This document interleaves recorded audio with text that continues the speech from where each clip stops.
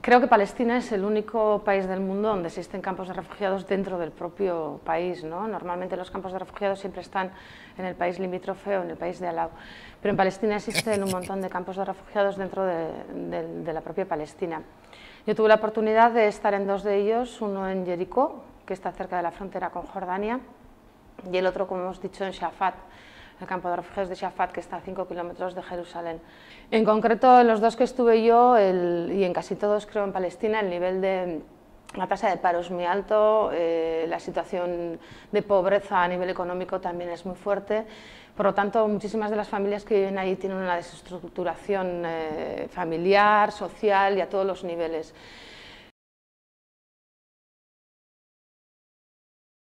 No pueden construir fuera de los límites de ese muro, ¿no?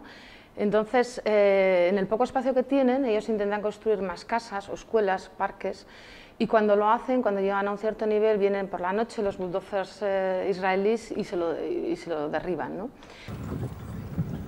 They want to demolish this one. Yeah, They also. demolished also some Yeah. bees.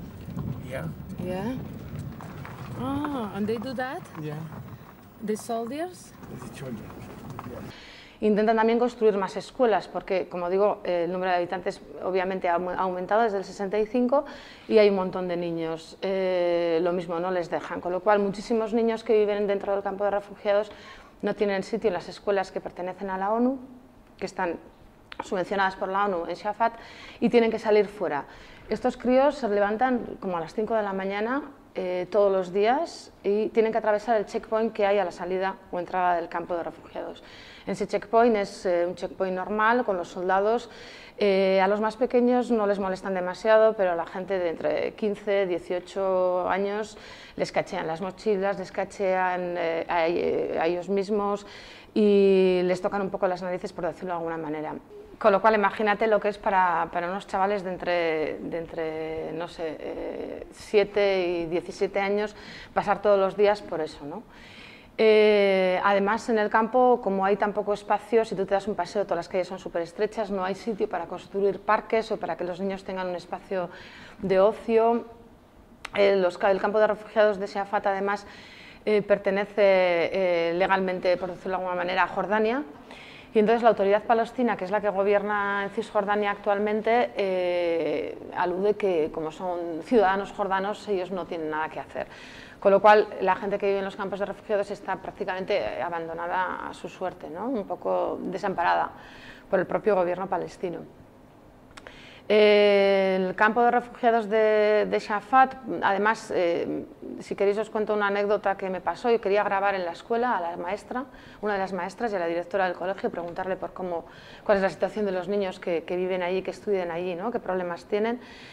Y cuando estábamos grabando, la señora me preguntó, ¿tienes el permiso de la ONU? Y le dije, no tenía ni idea de que tuviera que pedir permiso a la ONU. Sí, necesitas un permiso de la ONU para grabar aquí. Y entonces me dio el teléfono de un tipo, al día siguiente fui a Jerusalén, concerté una entrevista con el tío y le comenté lo que quería hacer. Entonces él me dijo, ¿qué tipo de documental vas a grabar? Y le dije, pues bueno, pues un documental explicando la situación de Palestina. Y entonces el tipo era palestino, y trabajaba para la ONU. Entonces me dijo, ¿quieres hacer un documental político? Y entonces yo me quedé un poco alucinada y le dije, define político. Y entonces él me dijo, si vas a hablar de la ocupación no te doy permiso. Entonces me dejó un poco alucinada que un propio palestino que trabaja para la ONU no dé permiso para hablar sobre el tema de la ocupación, que es lo que ocurre en Cisjordania en estos momentos, ¿no? Entonces, eso es un poco lo más importante que resaltaría yo de los campos de refugiados.